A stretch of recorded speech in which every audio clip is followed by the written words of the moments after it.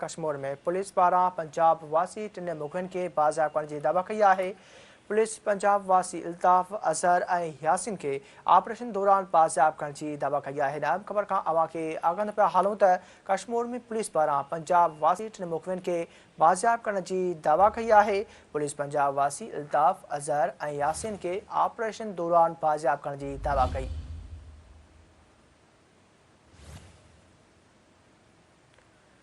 इन अहम ख़बर खां अवां खे आगाह पिया हालूं त कश्मीर में पुलिस पारां पंजाब वासी टिन मुखियुनि खे बाज़ाब करण जी दावा कई आहे। पुलिस पंजाब वासी इल्ताफ़ अज़हर ऐं यासिन खे ऑपरेशन दौरान बाज़ाब करण जी दावा कई।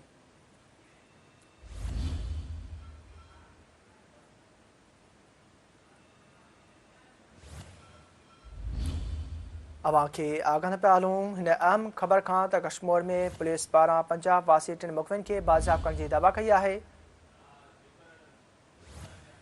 इन हवाले सां वधीक असां टेलीफोन लाइन ते मौजूदु आहे कश्मीर खां सीनियर रिपोर्टर किरपाल केसवानी। जी किरपाल, कहिड़ा तफ़सील आहिनि?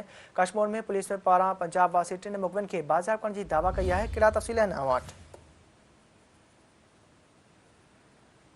पुलिस पारां एसएसपी कश्मीर मोहम्मद मुराद घांगरो जी अॻुवाणी में ॿिए ॾींहुं बि पुलिस ऐं रेंजर जो गॾियल जेको आहे ऑपरेशन जेको आहे जारी आहे। इन दौरान कश्मीर पुलिस जे तर्जुमान जेको आहे हिकु प्रेस पधराई में ॼाणा वियो आहे त कश्मीर पुलिस ऐं रेंजर्स पारां कश्मीर ऐं घोटकी जे गॾियल जंग ते जेको आहे ॾोहारियुनि जे जेको ठिकाणनि ते चढ़ाई कई वई, जंहिं दौरान ॾोहारी जेको आहे फरार थियण में कामयाबु थी वियो आहे। इन दौरान 2 हफ़्ता अॻु औरताणे आवाज़ हरकती अगवा थियल पंजाब वासी 3 ॼणनि अल्ताफ़ अज़हर ऐं यासीन खे जेको आहे बाहिफ़ाज़त बाज़ियाब करायो वियो आहे।